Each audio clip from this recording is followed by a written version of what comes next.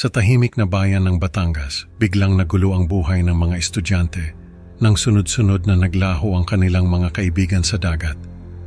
Ang mga alingaw-ngaw tungkol sa mga nilalang na humihila ng mga kabataan papunta sa ilalim ng tubig ay nagkalat at ang takot ay lumaganap sa buong komunidad.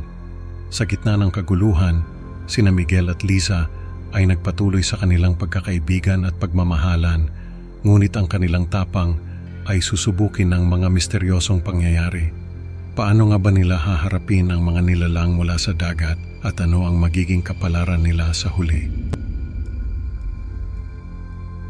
Sa isang tahimik na bayan sa Batangas, ang araw ay sumisikat at ang mga alon ng dagat ay banayad na humahampas sa dalampasigan. Ang mga estudyante ng lokal na high school ay naglalakad patungo sa eskwelahan, kabilang sina Miguel at Liza. Habang nag-uusap sina Miguel at Liza tungkol sa kanilang mga aralin, biglang may dumating na balita tungkol sa pagkalunod ni Carlo. Ang mga estudyante ay nagtipon-tipon sa harap ng eskwelahan, nagtataka at nag-aalala. Si Carlo, paano nangyari yon? Tanong ni Liza kay Jenny na umiiyak at naguguluhan. May humila sa kanya mula sa dagat, sagot ni Jenny, nanginginig ang boses. May nakita pa ba siyang iba? Tanong ni Miguel, nag-aalala. Wala, pero parang may mga anino sa tubig, dagdag ni Jenny habang patuloy na umiiyak. Ang mga guro at magulang ay nagtipon sa isang emergency meeting. Nag-aalala sa sunod-sunod na pagkawala ng mga estudyante. Ang mga alingaw-ngaw tungkol sa mga nilalang sa dagat ay nagsisimulang kumalat. Ngunit habang lumalalim ang gabi, mas marami pang estudyante ang nawawala at ang takot ay unti-unting bumabalot sa buong bayan. Sa loob ng guidance counselor's office, ang mga estudyante ay nagkukuwento ng kanilang mga takot at pangamba. Ang mga larawan ng mga nawawalang estudyante ay nakapaskil sa bulletin board. Isang gabi habang pauwi si Miguel, nakita niya si Tony na hinila ng isang nilalang mula sa dagat. Tumakbo siya papunta sa bahay ni Tony, ngunit huli na ang lahat. Tony, Tony, sigaw ni Miguel habang tumatakbo. Nang makarating siya sa bahay, nakita niyang nagiiyak ang pamilya ni Tony. Wala na itong magawa.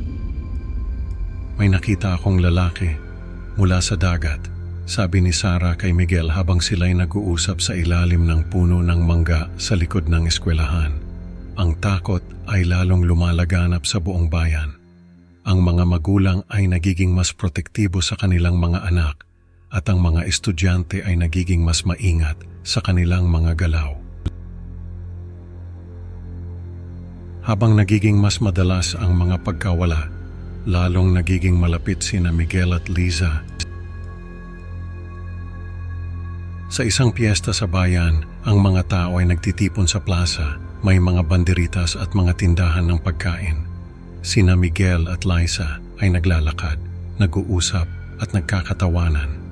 Alam mo, kahit ganito ang nangyayari, masaya pa rin akong kasama kita, sabi ni Miguel kay Liza. Ako rin, Miguel. Salamat at nandito ka, sagot ni Liza. Habang nag-i-enjoy sa piyesta, biglang may sumigaw na may nawawala na naman.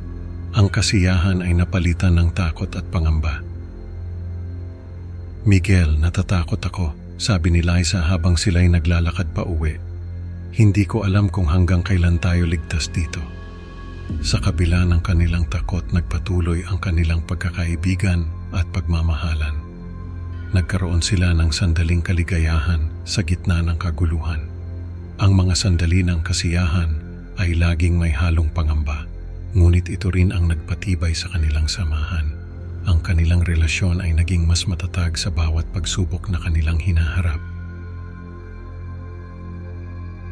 Isang gabi, habang nag-aaral si Miguel sa kanyang kwarto, naramdaman niyang may nagmamanman sa kanya mula sa labas ng bintana. Ang dilim ng gabi ay nagbigay ng kakaibang takot. Sinilip niya ang bintana, ngunit wala siyang makita. Tumayo siya at siniguradong nakasara ang lahat ng pinto at bintana. Sa takot, tumakas si Miguel papunta sa bahay ni Liza.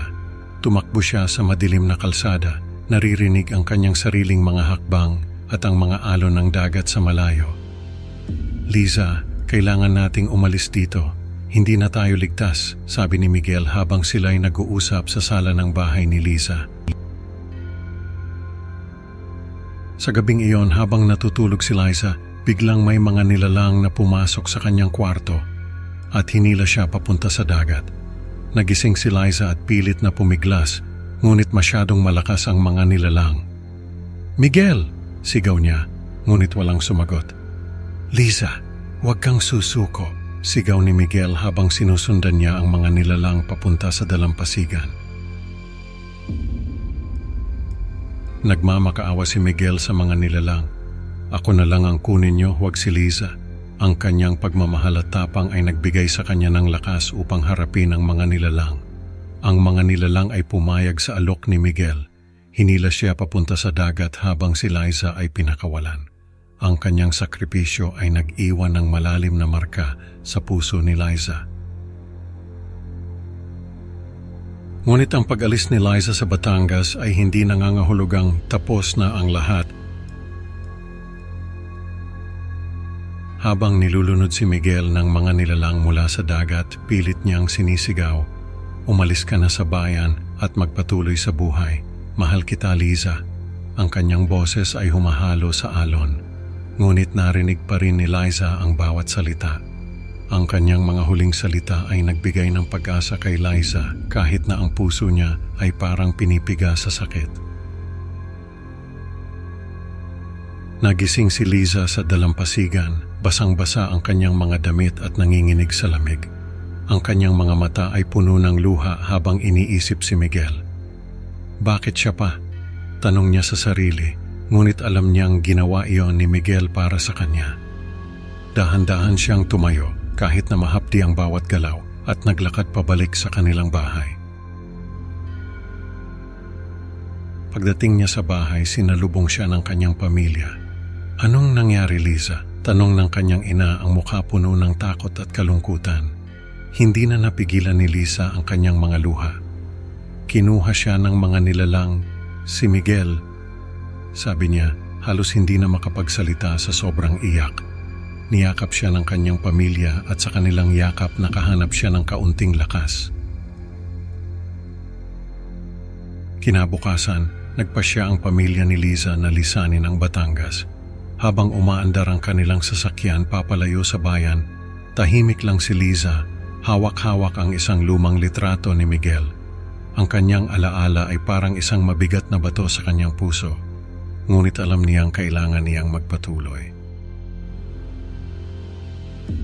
Sa kanilang bagong tahanan, si Liza ay nakatayo sa tabi ng bintana, nakatingin sa dagat. Ang kanyang mga mata ay puno ng lungkot, ngunit may pag-asa na rin.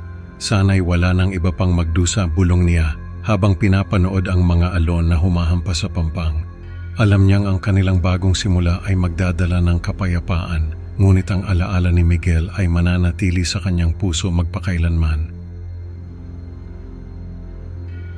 Ang kwento natin ngayon ay nagpapaalala na ang tunay na pagmamahal ay handang magsakripisyo kahit buhay pa ang kapalit. Salamat sa pakikinig, mga ka-creepy.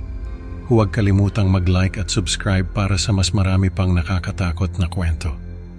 Hanggang sa susunod na upload, mga kaibigan.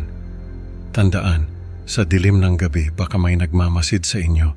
Paalam.